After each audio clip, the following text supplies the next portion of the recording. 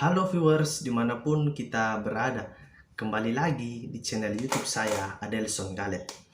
Nah, pada video saya yang kelima kali ini, saya akan melanjutkan membahas dimensi yang kelima, yaitu dimensi ekologi administrasi gereja baru. Namun sebelum itu, jangan lupa ya untuk like, comment, and subscribe. Nah, viewers, berbicara mengenai etika ekologi, harus memiliki fondasi yang kokoh dari perspektif teologi Kristen, agar setiap orang percaya memahami dasar kebenaran secara teologis perilaku mereka terhadap alam yang ada di sekitarnya. Alam sekitar manusia berada dalam kondisi kritis dari waktu ke waktu. Kondisi ini semakin diperparah karena kurangnya pemahaman manusia tentang alasan dan bagaimana harus bersikap dan bertindak menjaga dan melestarikan lingkungannya.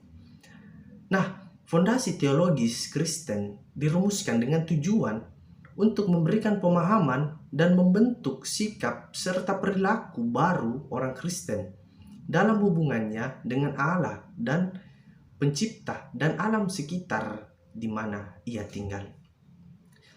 Dengan demikian, akan terjalin hubungan yang harmonis di antara manusia dan ciptaan lainnya demi keberlangsungan hidup bersama di bumi. Nah, viewers, di zaman ini, di mana manusia semakin bertambah banyak, kesulitan permasalahan hidup yang ada semakin kompleks. Angka kemiskinan yang terus bertambah, kebutuhan hidup yang semakin banyak, manusia semakin sulit mengendalikan diri karena terdesak oleh kebutuhan dan sikap serakah manusia yang tidak pernah puas. Belum lagi kemajuan teknologi yang tidak berimbang dengan pengawasan lingkungan yang tidak ketat telah mengantar alam pada situasi yang terpojok. Manusia tidak lagi menghormati Allah sebagai pencipta dan pemilik alam semesta. Untuk melaksanakan penata layanan lingkungan hidup, diperlukan fondasi dasar yang kokoh yang menjadi tempat untuk berpijak, untuk menentukan sikap dan tindakan etis Kristen yang dapat mengatur hubungan manusia dengan alam sekitarnya. Nah, viewers, etika ekologi dalam perspektif teologi Kristen dapat diartikan ilmu tentang sikap dan tindakan moral manusia terhadap makhluk lain dalam lingkungannya yang mencerminkan kebenaran, kebaikan, kasih, dan keadilan sesuai dengan sifat-sifat Allah berdasarkan Alkitab. Penekanan utama dalam etika ekologi teologis adalah sikap dan tindakan manusia terhadap lingkungannya yang sesuai dengan kehendak Allah. Secara sederhana, etika dapat didefinisikan sebagai pertimbangan kelakuan atau tingkah laku yang bertanggung jawab terhadap Allah dan sesama manusia. Etika teologi Kristen memiliki objek yang sama dengan etika secara umum, yaitu tingkah laku manusia. Akan tetapi, tujuan yang hendak dicapainya sedikit berbeda, yaitu mencari apa yang seharusnya dilakukan manusia dalam hal baik atau buruk sesuai dengan kehendak Allah. Nah, dari sudut iman Kristen, etika lingkungan hidup bersifat teosentris.